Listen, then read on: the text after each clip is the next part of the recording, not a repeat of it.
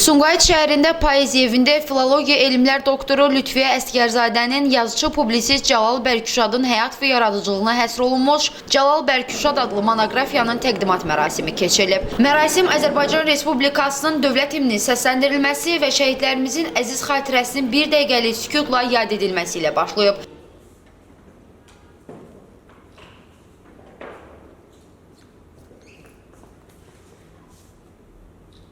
Daha sonra Cəlal Bərküşadın zəngin yaradıcılığını əks etdirən videoçarx nümayiş olunub.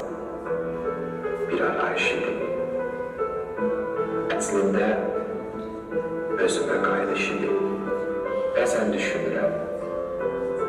Tədbiri giriş sözü ilə açan Zamiq Gəncəvi adına Ədəbiyyat İnstitutunun elmi katibi, filologiya üzrə fəlsəfə doktoru Aygün Bağırova monoqrafiyanın ədəbi irsinin tədqiqindəki önəmini vurğulayıb. Daha sonra Lütfiyə Əsgərzadənin bu monoqrafiyası yüksək qiymətləndirilib. Ardınca çıxış edən Qubadlı rayon İcra Hakimiyyəti başçısının müavini Allahverdi Haqverdiyev yazıçının Qubadlı ədəbi mühitindəki yerindən və rayonun ziyalılarına göstərilən dövlət qayğısından bəhs edib. Təqdimatda çıxış edən geniş ziyalı heyəti monoqrafiyanın ədəbi tarixi kontekstində təhlil ediblər. Çıxışçılar da monoqrafiyanın irsinin qorunmasının vacibliyindən danışıblar. Kitabın müəllifi filologiya elmlər doktoru Lütfiyə Əsgərzadə tədbir iştirakçılarına minnətdarlığını bildirib.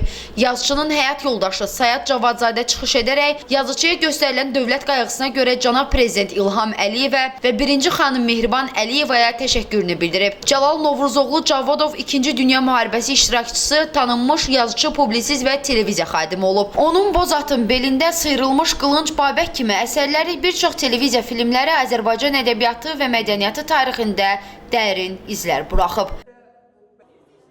Rəsul İsayev, Banuçə Hüseynli, Səs TV xəbər.